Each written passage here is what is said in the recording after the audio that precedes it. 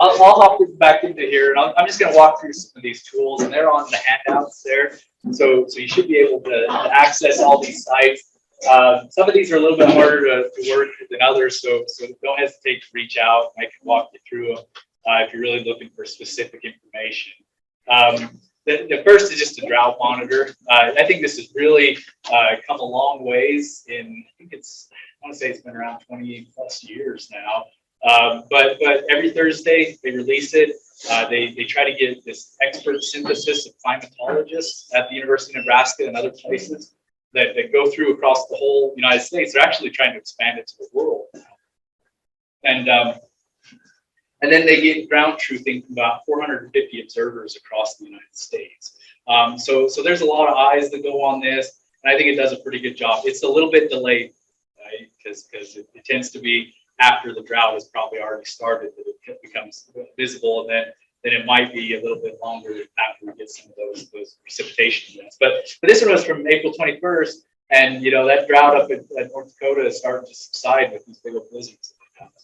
And so I think the next one that comes out should even have, I guess, I think it'll even be less than that. If you're looking for precipitation data and departures from normal, this High Plains Regional Climate Center, I think, does a really nice job. They have a lot of these maps that show where you're at. So this is our departure from normal precipitation. And this is just from, this is in inches, but it's from January 1st to April 23rd when I pulled this. And so you can see kind of where the deficit's at, over these 3 months. So this would be right about average. I can't really see those numbers in there, but I mean, we're definitely in that deficit, a couple inches deficit in most of this place. This toggle bar here, you can look at it in percent of normal, the inches that we're at.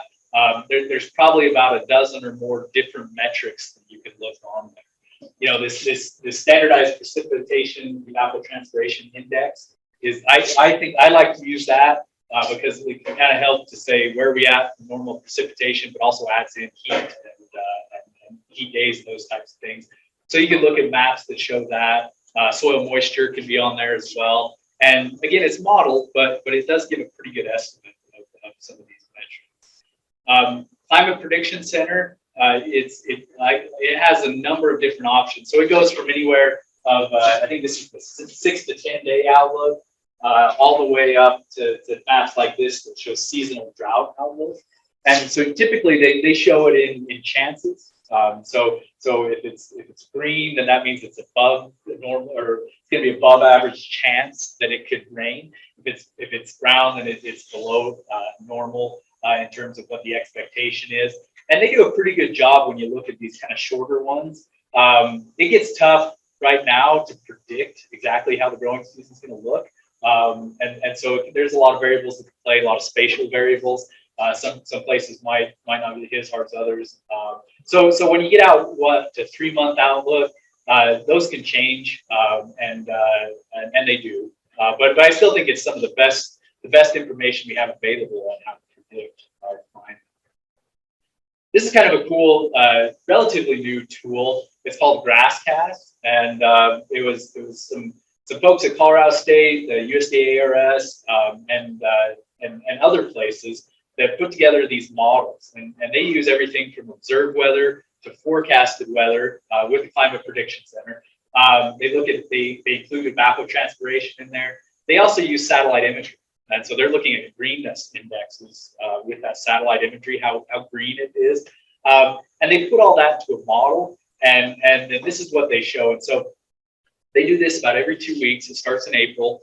And it actually, there's some of the data we collected at Barber's and Goodmanson was used to test this, to see how well it responded to these models. And it did pretty well. Early in the year, it's not quite as good at predicting it, but once you get out to June and July, typically it does a really pretty good job of matching that. So what these colors mean are basically, this is where we're at now, and this is if we get normal precipitation. This is if we get below normal precipitation, and this is if we get above average precipitation. So they try to give 3 different options here to look at. The lead here is expect 30% less forage production. The yellow is 5 to 15%. The green is average, and the blues are above average. So right now, and so we still got a lot of growing season left in us. Right now, they're saying even if we got normal precipitation from here on out, we would still be 5 to 15% below average in our forage production, just because it's been so dry here these first few here right at the start. If it stays below average, they have us in this.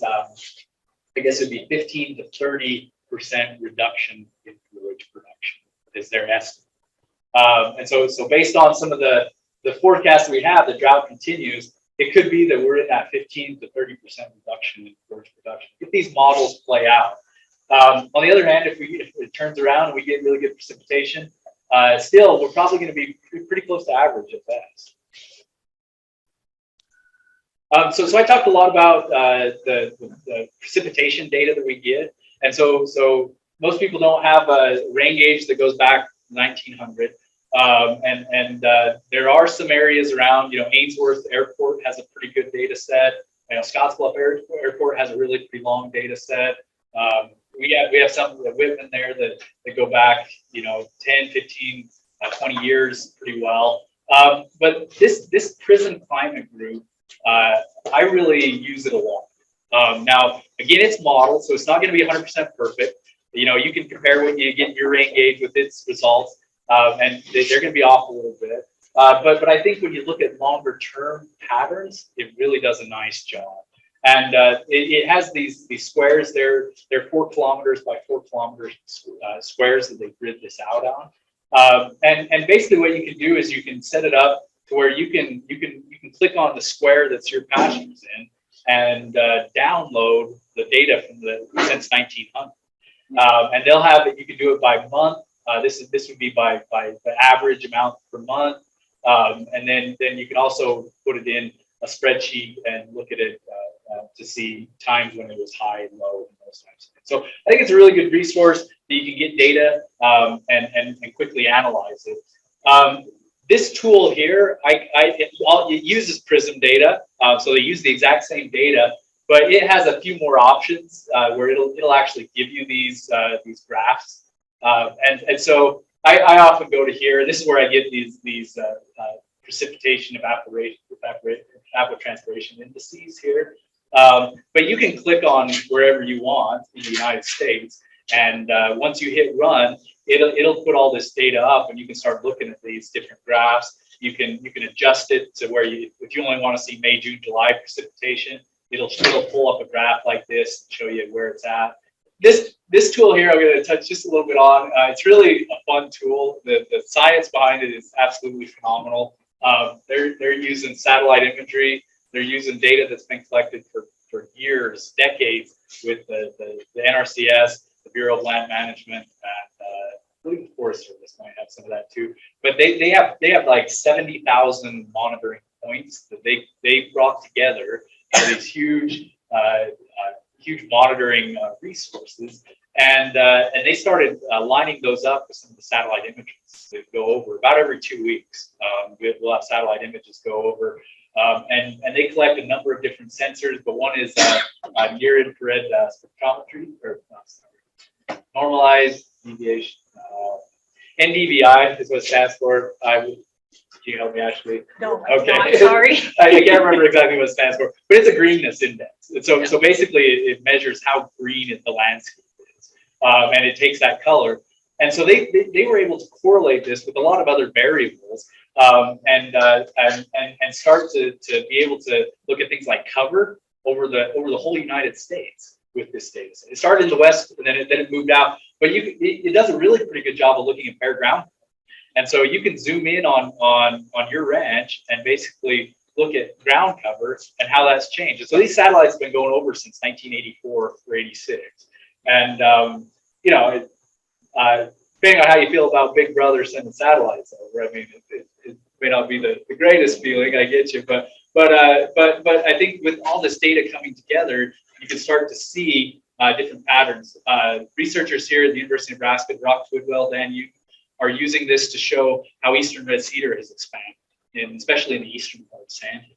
And it's really shown a pretty dramatic increase in eastern red cedar over the whole landscape. But they've also worked it to where now we can start looking at biomass. So they use some of these same metrics that GrassCast uses to predict biomass. Again, it's a model, but it does a decent job. And so you can create these growth curves in this as well, and you can gear that towards your own ranch. And so based on these satellite images, how does your ranch respond to this growth curve in a normal year, a dry year, and in a wet year as well? And so this is just an example of and this is fairly recent addition to the program. But this is at the Goodmanson Sandhills lab. It's just right across that meadow, the home meadow there on the south side. And I just had to put a box around this area right here, and it gave me estimates of the production since I believe it's the 90s that it put this in. Now, because it is a model, I don't think it picks up the highs and the lows as well as our actual data production. But you can start to see some of these peaks. Right? So I think this was, I think that might have been, can't quite see the numbers there. This might have been 2002, or this is probably 2012. This is probably 2002. I can't quite tell. Yeah, I think this is 2015, 2020. So, but it can at least give you a view of that. And with the production curves, it's relative, and so every 16 days it'll give a number that says between. I think this is all the long term, but basically what it showed when I looked at it earlier was between the middle of April and now we had about like 30 to 40 pounds per acre produced according to their model. Now as we go the next 2 weeks, it's likely going to be higher. And then as we get out into June and July, the average would say, we should be seeing, 200 to 300, maybe a little bit more pounds per acre during each of those 2 weeks. This is that growth curve here that just is the months on this axis. And it's basically showing this is when it really takes off in terms of our biomass production. And it's high here and then it drops down. So it's kind of that same growth curve. So I'm using this model data to better understand. This is a program. Is anybody familiar with the Web Soil Survey? The NRCS uses the Web Soil Survey. It's a great program. It's sometimes a little bit cumbersome, and if you're just looking for data on your ecological sites that you have, this is a really good program to go to. Now, you can actually zoom in on the Sandhills, and then the Sandhills has several different ecological sites, but like choppy sands. Sands would be kind of your normal hills that we have out here. Then the sandy areas would be kind of the lowlands, the flat plains that aren't sub-irrigated meadows. But you can also look at sub-irrigated meadows. And then as you go into these, every one of these has a whole bunch of information that the NRCS has collected over the years on things like a representative value per pounds per acre. Now this is an air dry weight, so think of hay essentially is how they do it. But for this area, the sands ecological site, they say it should be averaged about 2,300 pounds. And they give these growth curves for different plant communities within the ecological site. So once you have a pretty good idea of, like, I think my plant community matches the one they're talking about, and they have a whole bunch of different ones you could look at for this area. Then you can start saying, okay, I'm going to use this model here as my conceptual model on how my plant community grows and when I should have these different events. Because it's hard to get out there and clip and know for sure, but if you have this as kind of a reference, then you can link that back to precipitation and say, well, here below, so 50% is this. I'm not sure I'm going to get to that large. And then this is a publication that can be used. This is what you were thinking of, Shelley? Probably did. I think this is it. Oh, okay. Yeah, this is it. And you can find this online. Yeah. So this was produced, I think after the 2012, if I'm not mistaken, or sometime around that period, if I'm not mistaken. Pat Reese, who was at the University of Nebraska, was a big part of it in helping to put it together. They have some examples of some Sandhills ranches here, but it does have a nice outline of helping walk you through maybe some steps to think about. Every situation is different. The context is different. Resources are different. But it helps kind of think through those different resources and plans and at the end of it, hopefully have something that you can go back to and every year kind of add to it, or every year adjust it and make it pretty flexible. I often show this quote from a great philosopher of our time, Mike Tyson. Is the way he supposedly once said that everybody has a plan until they get punched in the mouth, and I realized the mouth's pretty hard. So, but if we have that plan in place, it gives us some opportunities.